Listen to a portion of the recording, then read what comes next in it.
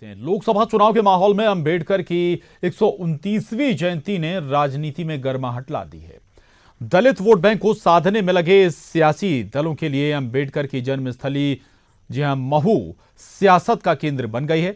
बाबा साहब की विरासत की सियासत को लेकर बीजेपी और कांग्रेस एक बार फिर आमने सामने है, क्योंकि दलित वोट बैंक को हासिल करने के लिए अंबेडकर जरूरी हैं और ये सियासत एक बार फिर शुरू हो चुकी है। हमारे साथ इस पर बात करने के लिए हमारे संवाददाता अरुण त्रिवेदी इंदौर से जुड़ रहे हैं। अरुण, दलित वोटों की ये पूरी लड़ाई है, जंग है। 2014 में, माफ कीजिएगा, 2019 में जिस तरफ ये वोट जाएगा उसका पलड़ा भारी नजर आएगा मध्य प्रदेश में।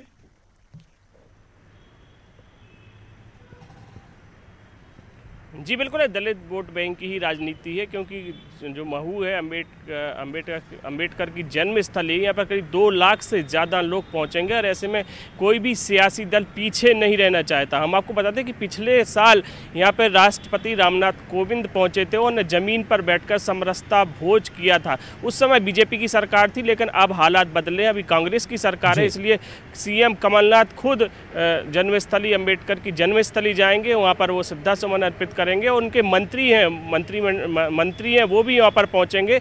और अब इसको लेकर सियासत भी शुरू हो गई है, क्योंकि उनके जो मंत्री हैं सज्जन सिंह वर्मा, उन्होंने कहा है कि जो अंबेडकर की जन्मस्थली है उनकी आधारशिला तो अर्जुन सिंह ने रखी थी, लेकिन बीजेपी इसका श्रेय ले रही कि उन्होंने जो स्मारक है उसका निर्माण कराया है। वहीं बीजेपी ने कहा है कि जो पंच तीर्थ हैं अंबेडकर के, उनका निर्माण अटल बिहारी वाजपेयी से लेकर नरेंद्र मोदी प्रधानमंत्री रहे इस दौरान हुआ है। तो सच्चे हितैषी तो बीजेपी ही है दलितों की। तो आप समझ सकते हैं किस तरह की सियासत इस अंबेडकर की विरासत को लेकर की जा रही, लेकिन जो इसके केंद्र में है वो दलित है और वोट बैंक की चिंता है जो दोनों ही सियासी दलों को सता रही है कि ये वोट बैंक है वो कहीं अपने अपने पक्ष में करने की ये कोशिशें भी की जा रही हैं। और अभी तक ये माना जा रहा था कि दलित वोट बैंक वो कांग्रेस का है, लेकिन बीजेपी भी इस पर अपना दावा ठोकती रही है। तो यही कारण है कि बीजेपी और कांग्रेस के दोनों नेता यहां पर पहुंचेंगे और सियासत का केंद्र महू बनेगा। 14 अप्रैल को जब 2 लाख के लोग यहां पर पहुंचेंगे, तो प्रशासन ने हालांकि स्पष्ट कर दिया है कि आचार संहिता है, इसलिए कोई भी नेता मंच साझा नहीं कर पाएगा, ना ही किसी तरह का यहाँ पर भाषण होगा, लेकिन नेता पहुंचेंगे और राजनीति तो जरूर यहाँ पर होगी, सियासत भी यहाँ पर होगी। और ये जिस तरह की बातें अभी से की जा रही उससे माना जा सकता है कि बीजेपी और कांग्रेस दोनों ही इस बड़े आयोजन में शामिल होकर दलितों को अपने पक्ष में करने की कोशिश भी करेंगे। दोनों ही इस वोट पर टारगेट कर रहे हैं। स्वाभाविक तौर पर दलित कांग्रेस का वोटर रहा है, लेकिन पिछले कुछ वर्षों ने बीजेपी ने इसे अपनी तरफ लाने की कोशिश जरूर की है। बहुत शुक्रिया आपका अरुण इस पूरी बातचीत के लिए, जानकारी के लिए।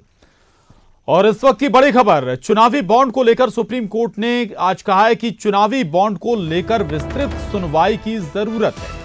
सुप्रीम कोर्ट ने सभी राजनीतिक पार्टी को कहा है कि बॉन्ड के जरिए मिली रकम की जानकारी सील कवर में चुनाव आयोग के साथ साझा करें। ये रकम चुनाव आयोग को 30 मई से पहले देनी होगी। चुनावी बॉन्ड पर कोई रोक नहीं है। सुप्रीम कोर्ट से इस मामले में केंद्र सरकार को राहत मिली है। सरकार के लिए बड़ी राहत इसलिए भी है क्योंकि चुनावी बॉन्ड पर रोक नहीं लगाई गई है। सभी राजनीतिक पार्टियों को चुनावी बॉन्ड से 15 मई तक मिली रकम की जानकारी 31 मई तक देनी होगी।